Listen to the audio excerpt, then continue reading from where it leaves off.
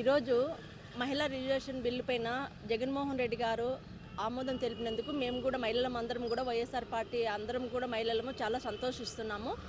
ఎందుకంటే ఇన్ని ఒడిదుడుకుల మధ్యన కూడా ఇంత క్లిష్ట పరిస్థితుల్లో కూడా జగన్మోహన్ రెడ్డి గారు గతంలో ఆయన ముఖ్యమంత్రిగా ఉన్న సమయంలోనే మహిళలకు మండల స్థాయి దగ్గర నుండి 50% మహిళలకు కేటాయించడం జరిగింది. ఎంపీటీసీలు కావచ్చు, జెడ్పీటీసీలు కావచ్చు.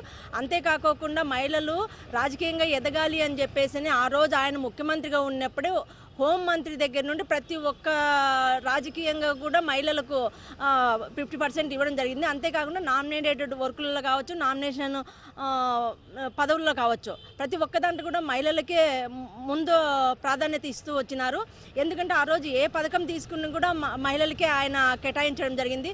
అంతేకాకుండా ఈరోజు మహిళా రిజర్వేషన్ బిల్లు పైన జగన్మోహన్ రెడ్డి గారు ఆయన మహిళలకు సానుకూలంగా ఈరోజు ఆయన ఆమోదం తెలపడం కూడా ప్రతి ఒక్కరికి సంతోషించదగ్గ విషయమే. ఎందుకంటే ఈరోజు మహిళలు పురుషులతో పాటు సమానంగా ఓటు హక్కు ఉండాలి.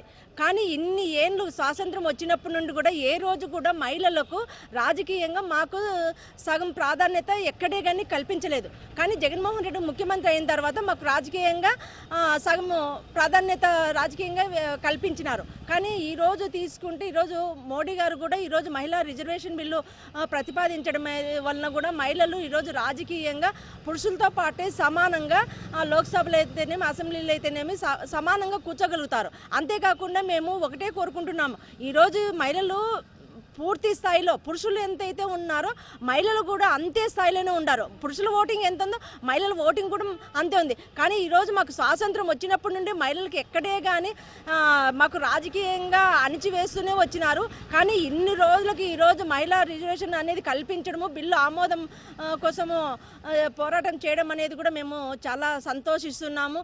అంతేవిధంగా ఈరోజు ఎక్కడే కానీ ఇప్పుడు ప్రాంతాలు కూడా విభజిస్తున్నారు. మాకు జనాభా ప్రాతిపదన కాకోకోకుండా మాకు అక్కడ రాష్ట్రాలు ఏ విధంగా అయితే తీసుకుంటారో అదే విధంగా ఇక్కడ కూడా ఉత్తర దక్షిణాది ప్రాంతాలకు కూడా న్యాయం చేయాలా అని చెప్పేసి మోడీ గారిని మేము కోరుకుంటున్నాము.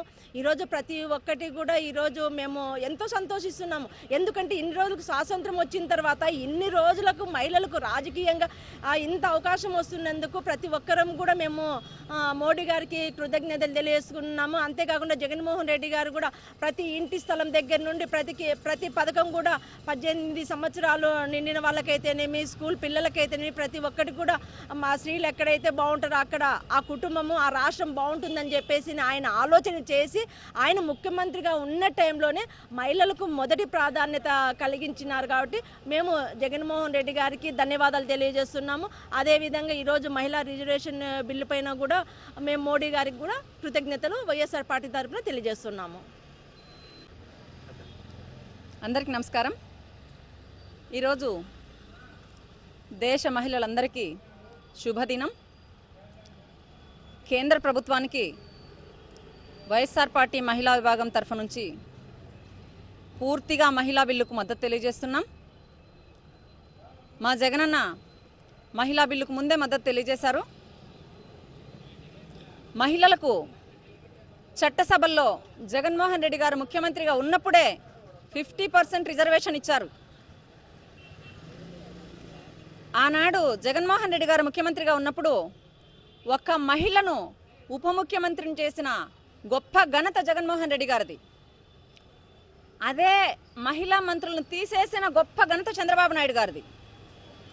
అదే జగన్మోహన్ రెడ్డి గారు ముఖ్యమంత్రిగా ఉన్నప్పుడు ప్రతి మహిళకు డ్వాక్రా రుణమాఫీ చేస్తానని చెప్పి ఇచ్చిన మాట ప్రకారం చేసిన గొప్ప ఘనత జగన్మోహన్ రెడ్డి గారిది. అదే డ్వాక్రా రుణమాఫీ చేస్తానని చెప్పి మోసం చేసిన ఘనత చంద్రబాబు నాయుడు గారిది.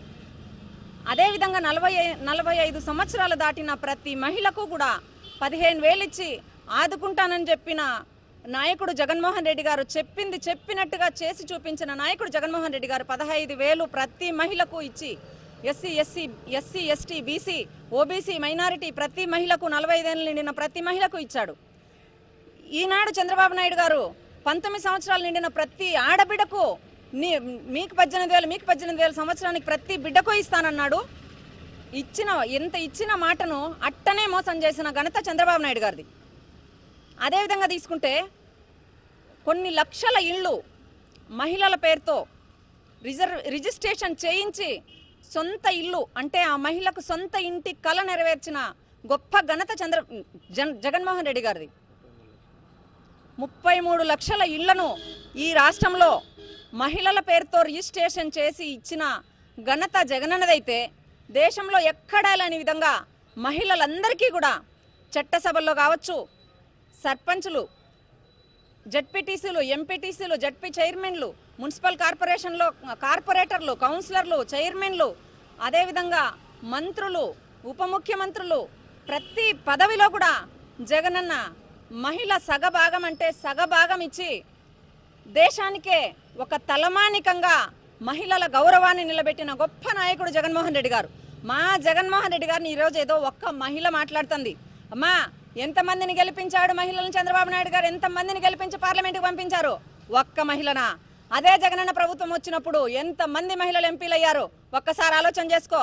మీరు ఎంపీ కావచ్చు, కానీ నోరు అదుపులో పెట్టుకొని మాట్లాడాలా. జగనన్న చేసిన ప్రతి విషయానికి డిబేట్కు మీరు సయ్యా? మేము వస్తాం. మీరు ఎంపీ అయినా కూడా మేము వచ్చి మాట్లాడతాం. మీ నోటికి వచ్చినట్లు మీరు మాట్లాడద్దండి జగన్మోహన్ రెడ్డి గారిని.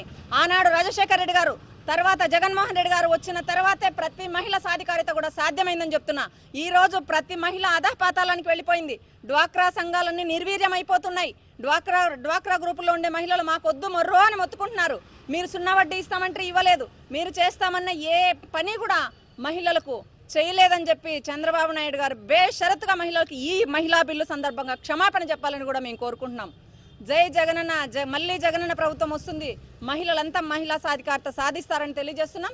మరొక్కసారి కేంద్ర ప్రభుత్వానికి ధన్యవాదాలు, శుభాకాంక్షలు తెలియజేస్తున్నాం. అందరికీ నమస్కారము. నా పేరు మహేశ్వరి. చంద్రబాబు నాయుడు గారు మహిళలకు 1500 ఇస్తానని వచ్చి ఇంటింటికి వచ్చి ఇస్తానమ్మా, మీకు ఇస్తానని చెప్తారు. ఇప్పుడు ఏవి ఇయ్యలేదు. మా ఇంట్లో మేము 3 ఉన్నాం, ఇస్తారేమో అని ఆశతో అందరూ ఓట్లు వేసింటారు కదా. మీకు ఓట్లు వేయించుకున్నప్పుడు అడిగినప్పుడు హక్కున్నట్ల ఇంటింటికి ఇవ్వాలని ఇప్పుడు ఉండాలి కదా మీకు, కానీ ఇవ్వాల డబ్బులని. ఏం చేసినారు మీరు ప్రభుత్వంలో? ఏమీ చేయలే. జగనన్న ప్రభుత్వంలో అమ్మఒడి ఇచ్చా, విద్యా దీవెన ఇచ్చా, ఇంకా 45 ఏళ్ళకి డబ్బులు ఇచ్చా. మీకు కుళ్ళు పడి అదే పనిగా అబద్ధాలన్నీ చెప్పి జగనన్న కోసము ఓడిచ్చాలని అబద్ధాలు చెప్పి వస్తే కాదు, మీరు చెప్పిండే మాట నిలబెట్టుకోవాలి. నిలబెట్టుకుంటేనే ఎవరన్నా కానీ చెప్తారు. నమస్కారం.